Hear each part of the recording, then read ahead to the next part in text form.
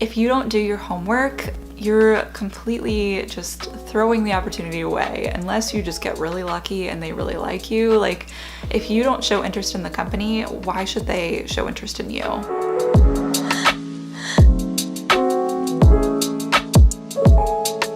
Hi loves, welcome back for another video, or welcome if you're new here. Today we're going to be doing a nice chill video. It's kind of later at night right now. I have a nice warm cup of tea and I'm in this super cozy sweatshirt, and I just really wanted to film this week's video for you guys tonight. So here we are, just kind of embracing the coziness.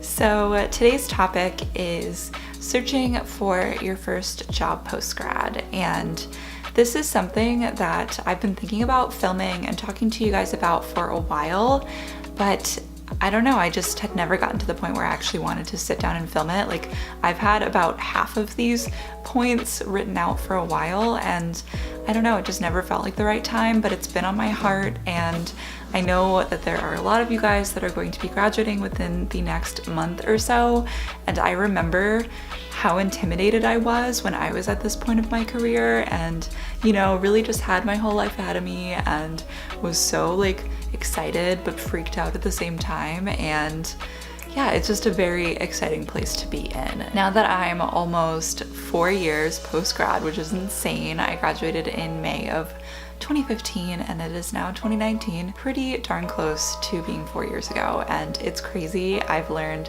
so much and grown so much over the last 4 years, and these are kind of just some of the things that I wish that I knew when I was initially job searching after I graduated college. I really hope that you guys will take at least something away from this, and it will help you in your process of just kind of transitioning into adulthood. Not necessarily that whole process, because that could be several videos, but at least the transition of looking for that first job. I figured this would be a good time to post this video for you guys, because if you are a senior in college, you're kind of to that point, like that awkward point where some of your friends have gotten job offers, other ones don't know what the heck they're doing post-grad, and you know, maybe you're somewhere in between.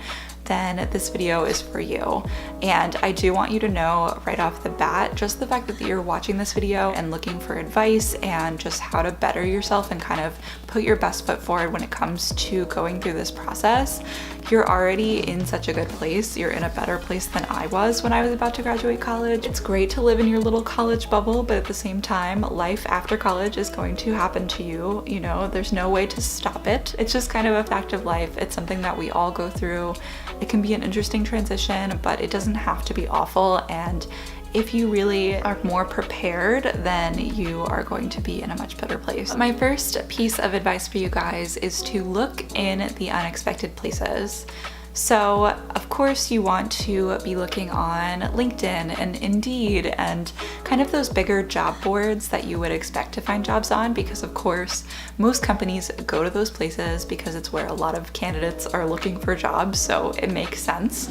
But then also, if you think about it from the flip side, as you know, someone who's applying for jobs, everyone looks on Indeed and LinkedIn and websites like that. So it's a good kind of base to start with, but then it's also important to think outside the box and look past just applying on those websites, because that is what everyone else is doing, and you'll find different jobs if you kind of push yourself outside of that as well. So it never hurts to go directly to companies' websites and see if they're hiring. You know, if there's companies you admire, or maybe people from your school a few years older than you that you know went to work for certain companies and you'd also be interested in working in there, then you know that's a good place to start, is going to those websites. Even just like Googling your industry that you're wanting to work in and maybe one of the cities that you're wanting to work in and seeing what companies come up. That's another good way to just kind of put things out there and maybe find places that you didn't expect to apply but might actually be a really good fit for you. Another place that is very unexpected to look is actually Craigslist. Now this depends on the city and area that you live in. I know it sounds super sketchy to look for a job on Craigslist, but I actually found my current job on Craigslist. So it's really just another way that companies can potentially, you know, find good candidates.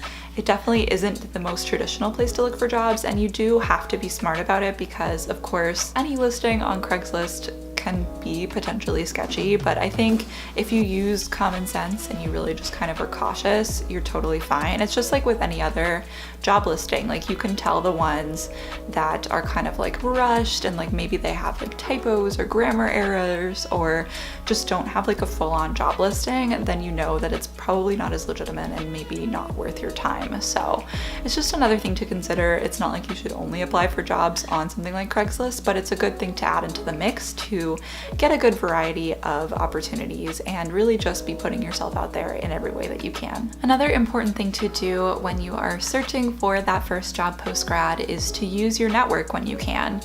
And this can be the obvious things like professors from your college and, you know, your parents and maybe older friends that have graduated before you. Any connections that you have within the industry that you want to work in, or, you know, companies that you're interested in working at, it doesn't hurt to reach out to them. And you don't necessarily have to approach it in the sense that like, hey, please get me a job, but even just, especially if they work at a company that you're interested in, maybe taking a call with them or something like that and just asking them questions about their work and trying to get a sense of, you know, whether the position would be, or like that company would be a good fit for you in the first place is a good place to start. And you never know where those conversations might take you. So don't be afraid to use your network and kind of just put things out there, because you never know where it will take you and you'll regret it if you don't try. This next one is more in the kind of nitty-gritty of the job search process.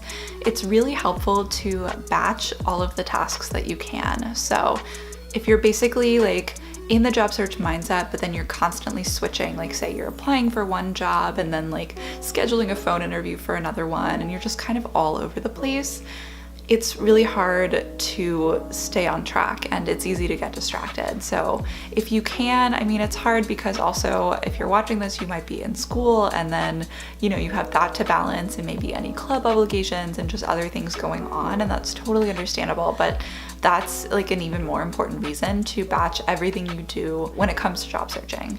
So this could be, you know, looking up different positions and kind of like bookmarking and saving jobs that you're interested in applying for, and then maybe sitting down and writing a couple of different cover letters and making sure that they are really specific to the companies that you're applying for, and maybe like spending some time to follow up on jobs that you've applied for and haven't heard back for a few weeks. All of those things, if you kind of separate them and you focus on one thing at a time, you're going to get that much more done and it'll be that much easier to keep track of everything that you're doing. And speaking of keeping track of everything that you're doing, it's really important to make yourself some kind of list or spreadsheet or whatever works best for you to keep track of every single thing that you apply for. And it sounds really intense to make a spreadsheet, but at the same time, you are going to look at so many jobs, you're going to send so many resumes and cover letters unless you're lucky and you find the perfect fit early on. But for most of us, it's a long process to job search and you go through a lot before you eventually find the right fit for yourself. And so it's so important to keep track of where you are in the process with each company that you apply for. And this way it's also easier for you to go back and follow up because you know when you applied and you know the things that you needed and just any important information. Like if you keep track of that, you are going to thank yourself later. And then also you can schedule interviews without anything overlapping. So that's also helpful to just plug in interviews and any kind of obligations like that into your planner or whatever calendar you use so that you're keeping track of everything and not losing any things or letting them fall between the cracks, because that is like the worst when you get a phone call and you realize it's a phone interview and you're not ready for it. Like that could be a missed opportunity and it might have been such a great job for you. So it's just important to keep track of everything. Another thing that will help you stay organized is to name all of your documents with company names. And the way I did this, so it wouldn't be as obvious to the companies, is I would go ahead and write my cover letter and kind of like tweak my resume whatever way that I needed to kind of make it fit the job the best I could. And then I would save each of those documents with the company name in them. And then I would go ahead and save a different version as a PDF. And then that would just be like, say, Cassie Bumgarner resume, because that's my name. And so that way it looked more generic for them and it wasn't I don't know, it's not a bad thing if the company name is in it, but I felt like I just needed to follow whatever format they were looking for, because also sometimes when you apply for a job, it tells you, you know, you need to do it this way with like underscores in between or whatever. So that way I could follow the formatting that they were looking for, but then I also was able to keep track of the specific cover letters and resumes and things that I'd made for that position. This next tip is a super, super important one. I know it's harped on by pretty much anyone who gives advice for job searching, but you absolutely need to do your research before any interview that you have, whether it's a phone interview, a video interview, or an in-person interview. If you don't do your homework, you're completely just throwing the opportunity away, unless you just get really lucky and they really like you. Like, if you don't show interest in the company, why should they show interest in you? It sounds simple, but it's important to get through your head, and it's important just to take the time to really know your stuff about the company, because also this process is as much about them as it is about you and what's going to be a good fit for your professional career. Like, when you're searching for this full-time job, you are going to spend 40 hours a week at this company. So don't you think that something that would take up so much of your time and your life would be worth looking a little deeper under the surface and kind of just finding the things that aren't just so surface level? I don't know, it makes sense to me. I hope it does to you guys too, but it also just leaves such a stronger impression if the person that you're interviewing with asks you why this company, and you're able to give them a good answer that really applies to what they do and kind of ties in the job, and that's going to be so effortless for you if you do your research and you know your stuff. Also, while you're researching, it'll be much easier to come up with questions for your interview, which is another thing that is so important. Unfortunately, at the beginning of my job search process, no one ever taught me how important it was to ask questions, and so a lot of times they would ask me if I had questions and I'd be like, no, I think you answered everything, and then it would just awkwardly end there. And it's just a good way to not seem interested, which is not something that I realized at first. I'm so glad that I learned it later on. But please don't make the same mistake that I did and have a bunch of questions ready. It's good to ask about maybe like the company culture, but then also if you find something interesting while you're doing your research, you can kind of see if you can get them to elaborate on that and really just show that you're genuinely interested in this job. Because if you're taking the time to come and interview, you must be interested. And if you applied, you must be interested. So there's no reason not to show that and have that enthusiasm, because that's going to shine through so organically and make them that much more likely to want to hire you and be excited about you. And my last piece of advice is also important and kind of two-sided. So when you're job searching, it's important to stick with it and really just keep pushing yourself. It can be a frustrating process, especially when you get those rejections from companies that you were really excited about and jobs that you thought would be such a good fit for you. But I promise you, if you stick with it, you will find something that is a good fit for you. And kind of on the other side of that, if you get to a point where you get a job offer and you know that, like, yes, it's entry level and maybe it's not perfect, but it could potentially help you to move in the direction that you really see yourself going in your career, then you really want to make sure that you step back and you consider that. And it's okay to settle a little bit when it comes to your first job out of college, because a lot of people end up having to do that. And I think it's a really respectable thing to kind of step into whatever opportunity you're given and do your absolute best, put your best foot forward and learn as much as you can. And by doing that, you're just setting yourself up for success in the future. Basically, if you end up not exactly where you thought you'd be post-grad, it's not the end of the world. You'll be okay, I promise. My post-grad journey is definitely not a poster child situation. It took me a very long time to find a job that I was actually excited about, that applied to my industry. And even though the jobs that I had before that weren't my favorite, looking back, they taught me a lot, and I would not be the professional that I am today had I not kind of taken the not so straight path that I did to get to where I am today. Just take a deep breath, you're gonna be okay. And I don't know, it's such a hard process, guys. I know this. I have other videos about job searching and interviewing because it was a long process for me and definitely not an easy process for me, but I'm sure that if you just kind of trust the process and put the best version of yourself out there, you will figure it out. You will find a job that is a good fit, and you know, you'll be fine. So I just want to go ahead and recommend a few other resources that you guys can check out if you want to kind of just learn even more about job searching and pack everything into your brain and really feel prepared. One that I highly recommend is Intern Queen or Career Queen. I think her name is Lauren that runs this company. She kind of started off just focused on internships, but now she's expanded out into really just career advice in general, and she has absolutely amazing tips for interviews and what to wear and really just being a good professional in general. So I highly recommend